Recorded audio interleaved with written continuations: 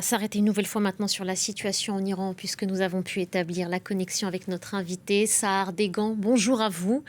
Merci de prendre quelques instants pour répondre à nos questions sur France 24. Je vous présente, vous êtes chorégraphe et danseuse. Vous vivez en exil en France. J'espère que vous m'entendez. Je vous entends, bonjour. Bonjour à vous, merci d'être avec nous. Une première question toute simple d'abord, Sahar Degan. Comment est-ce que vous vivez, vous, à distance, ce qui se passe en Iran ces derniers jours? Euh, Écoutez, ça fait beaucoup plus que quelques jours pour nous, ce qu'on vit par rapport à l'Iran. Même si je suis partie de l'Iran quand j'étais très très jeune, je suis jamais vraiment partie de l'Iran. Je continue d'être iranienne dans mon cœur, dans mon âme. Donc évidemment, tout ce qui se passe là-bas nous concerne jour et nuit. Et là, depuis début janvier, j'avoue, on dort pas. Donc évidemment, on est là-bas avec eux et je suis pas du tout dans une zone de confort, comme si de rien n'était. Je suis entièrement engagée, imprégnée par ce qui se passe. Et pas du tout détaché de ce qui se passe, vous le suivez au quotidien. Est-ce que vous avez d'abord des nouvelles de vos proches restés là-bas? Parce que c'est très Alors difficile de non, joindre... non, Ouais. j'avoue, je suis en contact avec ma famille normalement très très souvent pendant l'année, surtout avec ma cousine et mon oncle et quelques amis à Téhéran. Et avec ma cousine, je lui ai parlé tous les jours depuis les bombardements de samedi dernier. Elle était encore en ligne, elle me disait elle allait chercher de l'eau, des bougies, enfin de quoi survivre. Et que surtout, elle était prête à vivre tout ça pour un meilleur lendemain, pour la liberté de demain. Et je suis juste en admiration totale de leur courage, j'avoue. Mais depuis lundi, j'ai plus aucune nouvelle. Donc je suis complètement partagée dans ce sentiment de dualité où en même temps, voilà, je m'inquiète beaucoup pour ma famille et pour tout le monde en Iran, pas que ma famille, parce que surtout ils sont dans un blackout internet, un blackout de téléphone. Là, on vient juste d'être déconnecté du coup de notre vidéo et même par téléphone. Le peu qu'on peut vivre à notre échelle en France, c'est déjà bien embêtant. Je vous raconte pas là-bas, vous imaginez qu'ils sont comme s'ils étaient dans le noir en fait et qu'ils voyaient rien. Et ça, c'est très compliqué, je pense, d'être dans ce noir total, seul. Et ils savent même pas quand est-ce qu'il va y avoir une attaque. Ils peuvent pas avoir la communication claire pour pouvoir évacuer, pour pouvoir se mettre dans des zones moins dangereuses, parce qu'en fait, ils n'ont pas de nouvelles. Ils peuvent pas, eux, donner des nouvelles de ce qui se passe là-bas. Donc oui, on a quelques images, mais en fait, je pense qu'il y a sûrement d'autres images qu'on voudrait voir, qu'on peut pas voir. Et c'est pas pour rien que le régime islamique a fait ce blackout maintenant. Je pense que c'est voulu et c'est ce qu'ils ont fait aussi en janvier. Et c'est ça qui est vraiment un truc que je pense c'est très important aujourd'hui. Je pense de mettre de l'attention sur ça. C'est quelque chose qu'on peut faire nous à l'extérieur, c'est de mettre la pression sur nos représentants pour au moins s'occuper de ça, des satellites, pour qu'il y ait la communication pour des raisons de sécurité, de survie du peuple qui, pendant la guerre, est dans un blackout total. Ce n'est pas normal. Ça, je pense que c'est quelque chose qu'on peut faire à notre échelle, même les dirigeants en France, en Europe, dans le monde entier. Si on met assez de pression, on peut avoir la communication rétablie. Et je ne sais pas pourquoi c'est toujours pas le cas. C'est quand même urgent. Et quant à la pression qui est mise en ce moment même par les Américains, Sahar Degan, sur le régime iranien, cette guerre a commencé il y a 9 jours maintenant. On voit que les Iraniens tiennent malgré tout, qu'un guide suprême est même en train en ce moment même d'être désigné. Comment est-ce que vous regardez ça? Alors écoutez, moi je ne suis pas une experte en géopolitique. Je pense que la situation est très très complexe et il y a des gens bien mieux placés que moi pour parler sciences politiques.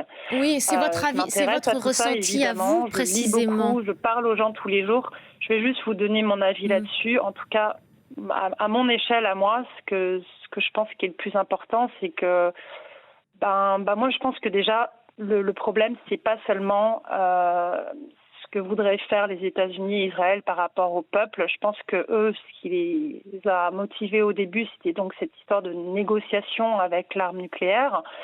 Et si vous me demandez mon avis à moi, je vais dire non, évidemment qu'il ne faudrait pas qu'il y ait l'arme nucléaire ni en Iran, ni aux États-Unis, ni en Israël, ni nulle part. Donc si on va vraiment parler de ça, parlons de ça du coup. C'est Pas sur l'arme surtout ça le nucléaire, sujet. Sahar Degan, pas sur l'arme nucléaire, mais plutôt sur les revendications américaines. Lorsque le président des États-Unis disait initialement déclencher cette guerre pour vous libérer l'Iran de la dictature de ce régime. 9 jours après, il y a eu au moins 1230 morts. Le régime tient encore, il est sans doute affaibli, mais il tient encore et il s'apprête à nommer un prochain guide suprême. Ma question, c'est aujourd'hui, est-ce que vous avez le sentiment que les Américains sont en train de vous libérer? Est-ce que vous leur faites confiance? Comment est-ce que vous regardez ça? Comment est-ce que vos proches aussi, avec lesquels vous avez pu échanger brièvement, regardent ça? Alors mes proches, je pense qu'ils ont espoir, ils ont beaucoup de courage, ils sont résilients. Ils ont toujours souffert des conditions atroces et ils restent debout et tout le peuple iranien d'ailleurs, que j'admire, surtout les femmes et tous les hommes qui ont soutenu les femmes pendant toutes ces années. Là, c'est la journée internationale de la femme. Aujourd'hui, c'est très symbolique pour cette résilience, ce courage que j'admire de notre peuple. Et je pense que c'est beau de voir qu'ils ont espoir. Évidemment qu'il faut avoir espoir. Évidemment que le désespoir ne sert à rien.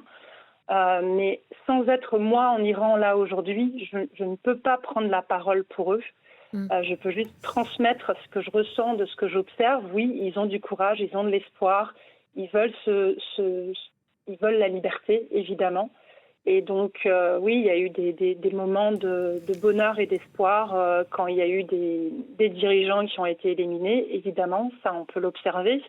Maintenant, aujourd'hui, est-ce qu'on peut vraiment croire ou pas telle ou telle personne qui viennent seulement pour nous libérer? Non, je pense que ça a aussi à voir avec le nucléaire, c'est pour ça que j'en parle. Ils étaient en train de faire des négociations quand même avec le régime iranien avant ces bombardements. Et le but, c'était justement des histoires nucléaires. Donc, c'est pas rien ce sujet, je pense qu'il faut en parler. Et moi, je veux bien croire à ça, ce serait génial. J'ai envie d'avoir de l'espoir que oui, ils sont vraiment venus juste pour nous libérer. Mais je ne pense pas que ce soit un fait. Ça, non, j'y crois pas. Je pense qu'en partie, oui, ils veulent ça, évidemment, mais je ne suis pas sûre que le résultat arrive aussi facilement. Je pense que ça demande beaucoup plus du monde entier. Il faut que les pays européens s'en mêlent aussi. Il faut que tout le peuple iranien se soulève et c'est pas facile. Nous, on n'est pas à leur place, on n'est pas sur place dans les bombes et la fumée. C'est pas évident. Il y a des gens qui ont des enfants qui ont juste besoin d'eau, de la nourriture, des choses basiques. Et du coup, c'est pas si facile que ça pour les gens de se soulever. Mais en tout cas, pour ceux qui le font, je les admire tellement, mais depuis longtemps, depuis 47 ans qu'ils sont en train de faire ça depuis 1979 et même avant, pour d'autres histoires. Ce peuple est juste incroyablement courageux et moi, je suis juste à genoux, humble, en admiration devant la résilience de ces femmes et de ces hommes en Iran. Et les femmes, précisément, nous sommes le 8 mars, journée ô combien importante et symbolique. Vous êtes chorégraphe et danseuse, je le disais, Sahar Degan. Les mots, votre ressenti que vous partagez avec nous à l'instant sur l'antenne, vous l'avez aussi mis en danse, parce que vous pratiquez la danse soufie. On va peut-être en regarder quelques images. Vous dansez dans un spectacle qui s'appelle Cabaret de l'exil, Femmes, Personnes. Votre souhait aujourd'hui, c'est de pouvoir voir les femmes dans votre pays danser aussi librement que vous le faites vous-même? Alors, le cabaret de l'exil Femme Persane de Bartabas, c'était il y a un peu plus d'un an. Les images que vous voyez là, c'est la chorégraphie que je viens de faire récemment avec une artiste incroyable qui s'appelle Henriette Janssen sur un projet qui s'appelle Elle, Femme du Monde. Et c'est vraiment le sentiment que j'ai justement en ce moment déjà depuis les massacres, puis cette guerre. Et c'est un sentiment en fait de blackout, exactement, comme si moi-même je suis dans un blackout tellement je suis liée avec ce peuple en Iran, dans le noir, et que je ne sais pas exactement comment sortir de ce blackout, comment sortir d'une sorte de prison un peu mentale. C'est très très difficile pour nous, même si on a cet espoir, on veut la liberté, on veut toujours lutter pour cette liberté, toujours, et on ne va pas lâcher l'affaire. Ce qui est très difficile, c'est, voilà, en dehors de l'Iran, de vraiment savoir la bonne stratégie, comment s'y prendre, parce que c'est facile en fait à l'extérieur de juger les choses. Une fois qu'on est sur place, c'est autre chose. Donc moi, dans ma danse, c'est cette confusion dont je voudrais parler. C'est ces mouvements en même temps d'une sorte de lutte et en même temps une sorte de, de perte de la tête, parce qu'on est vraiment en train de perdre la tête en ce moment. On a des émotions, on est en train de parler de nos tripes, de notre cœur, de notre âme, et c'est très émotionnel tout ça. Et on a de la rage, je pense, on a de la peur, mais surtout aussi de l'espoir de se libérer. Et donc ces mouvements que je crée, ce sont des mouvements de libération pour sortir de ce noir, de ces ténèbres. Merci beaucoup, Sahar Degan. Merci d'avoir pris le temps de répondre à nos questions et de témoigner, de partager surtout votre ressenti. On retiendra votre dernier mot, celui de l'espoir et de la liberté. Merci beaucoup.